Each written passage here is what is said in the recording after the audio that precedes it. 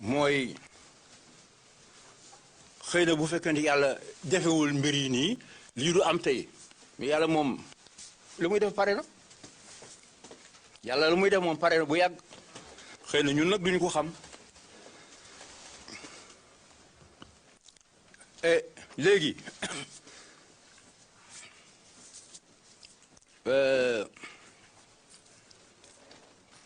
dama leen wax ni sama vocation mooy réunir tous les Sénégalais le maximum de Sénégalais ba tey ci suba bi ma waxtaan ak Landing ba pare ci ñii laa dal ci seen kaw suma gaañu le PDS moomatu leen ko ñëpp ko moom da ngeen ko ubbi jéem a seet de nouvelles bases yu ñuy àndee kon nag loolu bu fekkente ni dama koy wax à plus forte raison ñaandoon na man démb bërki dem am na ñoo xam ne nii yéen nañu defoon demoon nañu defar parti léegi ñu ngi ci biir kenn xàmmeetu leen sax nii yéen nañu defoon te ñu gàddaay yoon dem waaye nag boo xasee nekk PDS rek moom c'est fini parce que dafa am nu mu lay marqué mentalité conception idéologie yoo xam ne doo mën a trouver à l'aise fenn lu dul fii demoon ngeen opposition ba lu ngeen fay jële même pas la confiance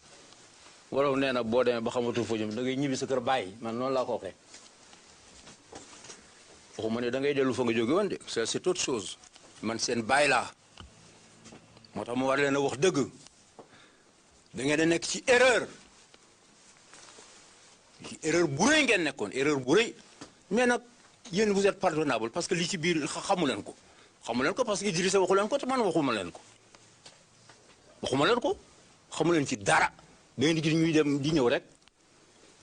waaw déggu leen ma wax déggu leen Idrissa wax yéen kañ topp ngeen ci rek Idi mais Idi nit la nit njaay la c'est là la situation où nous nous trouvons aujourd'hui su ngeen ko bëggee rendre service na ngeen bàyyi waxu caaxaan yële ngeen déglu ko xam li mu bëgg ngeen doxal ko ci loolu pour wut jàmm na ngeen ko jiitu waaye yow léeg-léeg doo ko am téléphone sax ñëw